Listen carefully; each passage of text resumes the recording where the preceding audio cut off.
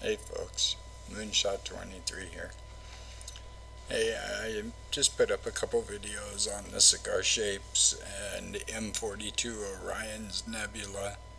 I just cropped the pictures and got close-ups of the cigar shapes so you guys can look at them close up.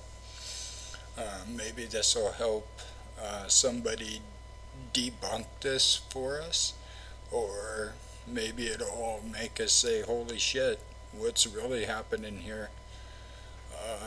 I'm not really sure. I don't know enough about deep space pictures and astrophotography to say for sure one way or another. I can say that I have taken a lot of pictures of M42, and this is the first cigar objects I found. So, anyways, there's the close-ups of it. Uh, Pretty crazy, pretty intense. Let me know what you think. Please like, share, and subscribe on your way out.